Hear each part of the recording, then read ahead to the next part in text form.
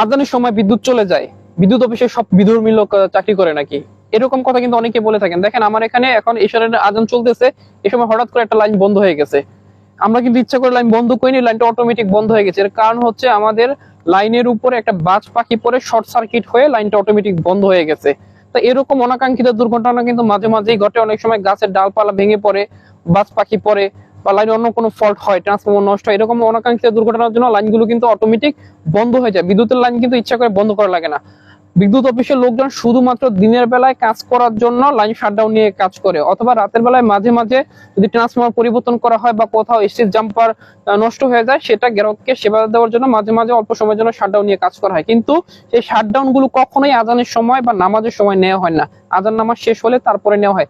আর আজানের সময় বা নামাজের সময় যেই লাইনগুলো অনাকাঙ্ক্ষিত বন্ধ হয়, এগুলো কিন্তু সম্পূর্ণভাবে প্রাকৃতিক ভাবে এগুলো বন্ধ হয়ে যায়। লাইনের সমস্যার কারণে অটোমেটিক বন্ধ হয়ে যায়। এই যে এখন যেমন আজান চলতেছিল, আজান চলাকালীন অবস্থায় একটা বাস পাখি পরে লাইনটা আমার বন্ধ হয়ে গেছে। এখন আপনারা যারা আছেন এই লাইনের আওতায় গ্রাহক, তারা সকলে নিশ্চয়ই বলতেছেন বিধর্মী হয়তো বা ওখানে বসে রয়েছে, আজানের সময় লাইনটা বন্ধ করে দিছে।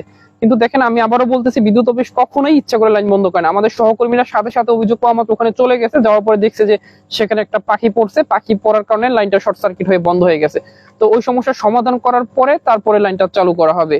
ঠিক আছে? তো এই সময়টা কিন্তু আপনারা অনেকে এরকম বিভিন্ন ধরনের মন্তব্য করেন, গালিগালাজ করেন, যেটা কখনোই করবেন না। কারণ বিদ্যুৎ অফিস কখনোই ইচ্ছাকৃত ভাবে নামাজের সময়, আজানের সময় কখনো ইচ্ছা করে লাইন বন্ধ করে না।